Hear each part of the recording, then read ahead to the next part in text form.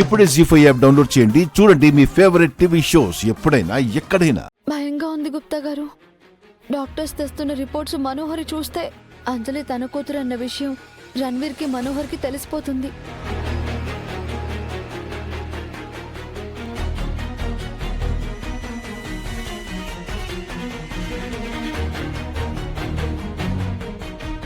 Time అయిపోయింది. ఈ doctor ఏంటి ఇంకా రాలేదు? డాక్టర్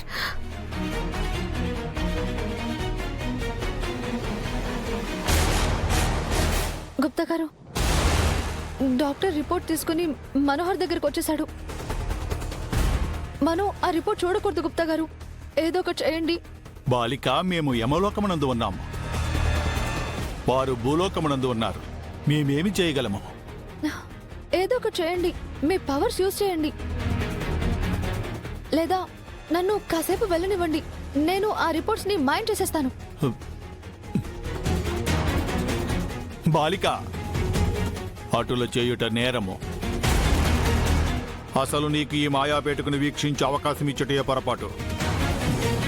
ఇవన్నీ వీక్షించి నీవు బాధపడి మమ్మల్ని అందరినీ బాధపెట్టి భయపెట్టుచున్నావు.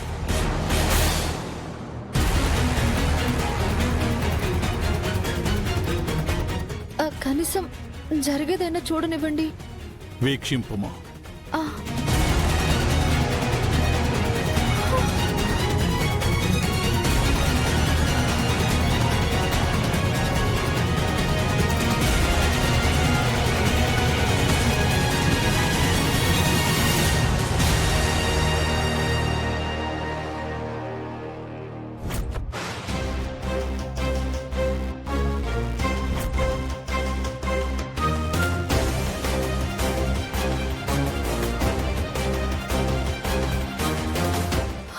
అయ్యో, మనో నిజం తెలుసుకుంది. తన గతం తన కళ్ళ ముందు ఉండనివ్వకూడదని అంజుని ఏం చేయడానికైనా వెనకాడదు. అయ్యో, అయిపోయింది గుప్తా గారు, అంతా అయిపోయింది, అంతా అయిపోయింది. ఇదేంటి డాక్టర్, రిపోర్ట్ ఇలా వచ్చిందండి? అర్థం కాలేదు మేడం, ఇలానే కదా ఉంటుంది. ఇక్కడ 100% మ్యాచ్ అని వచ్చిందేంటి? అవును, ఇదే కదా మీకు కావాల్సింది. దీనికోసమే కదా హాస్పిటల్కి వచ్చారు.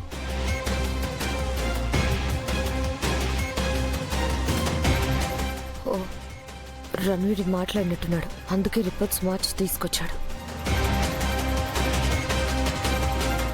ఏమైంది madam, any problem? No doctor, problems అన్నీ ఇప్పుడే కదా క్లియర్ అవుతున్నాయి. Thank you doctor.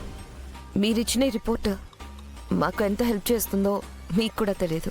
పర్వాలేదు మేడం, మాకిది మామూలే.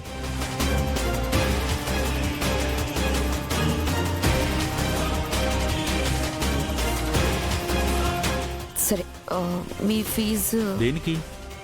అదే ఫీజు డాక్టర్. ఓ, నర్సులు కూడా తెలియకుండా రణ్వీర్ చేసేసినట్టున్నాడు. ఇప్పుడు నేను చెప్తే ఇద్దరు మీరు ఎక్కుపోతాం.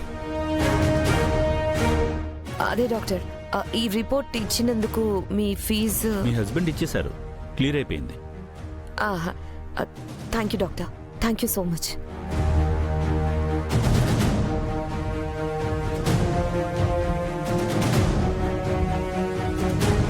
అది ఏమి బాలిక,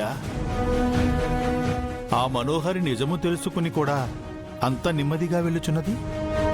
అదే నాకు కూడా అర్థం కాలేదు గుప్తా గారు. డిఎన్ఏ రిపోర్ట్ లో మ్యాచ్ వచ్చిన తర్వాత అంజలి తన కూతురు అని తెలిసాక కూడా ఎందుకు మనం ఏమీ అనలేదు?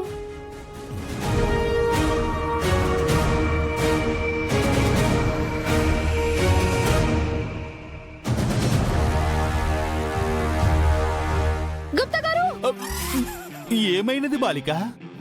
మనోకి నిజం తెలియలేదు గుప్తా గారు. అర్థం కాలేదా? వాళ్ళు ఇక్కడికి వచ్చింది అంజు డిఎన్ఏ మ్యాచ్ అయిందని ఫేక్ రిపోర్ట్ తీసుకెళ్ళడానికి కదా. అవును. డాక్టర్ నిజమైన డిఎన్ఏ రిపోర్ట్ ఇచ్చినా కూడా మను ఫేకే అనుకుంటుంది. అందుకే ఏమీ రియాక్ట్ అవ్వకుండా సైలెంట్ గా వెళ్ళిపోయింది.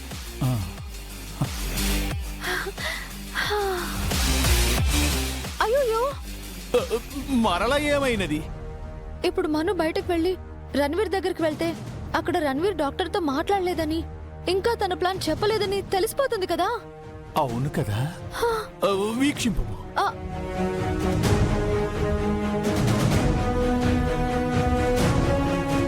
అంకుల్ మనం ఇంకా ఇక్కడ ఎంతసేపు ఉండాలి? వెళ్ళిపోదాం అమ్మా, ఒక్క 5 నిమిషాలాగే.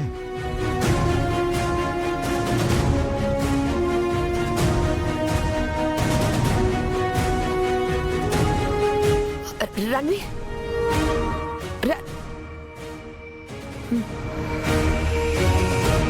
రిపోర్ట్స్. అంజలి పాప, నువ్వు ఇక్కడే ఉండు, నేను ఇప్పుడే వస్తానమ్మా. ఎక్కడికి వెళ్ళొద్దు, సరేనా?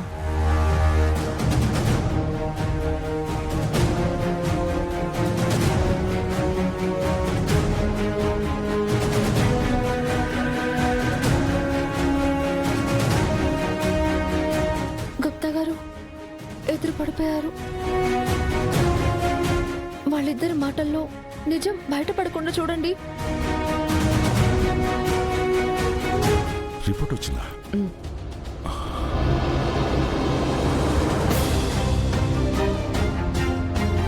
వీళ్ళు ఇంత త్వరగా ఇచ్చేసారా? చెప్పాను కదా, ఈ హాస్పిటల్లో మాట్లాడితే పని అయిపోతుందని.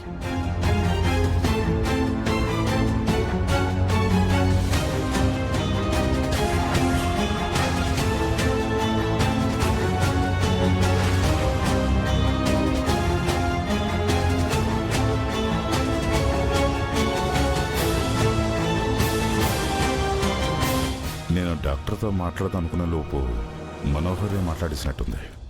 అందుకే ఫేక్ రిపోర్ట్ వచ్చింది. థ్యాంక్స్ మనోహరే. ప్లాన్ నీది, ప్రిపరేషన్ నీది. నేను జస్ట్ ఏదో మాట సాయం చేశానంతే. ఆ మాట సాయమే ఇవాళ నా ఆస్తిని కాపాడేలా చేస్తుంది.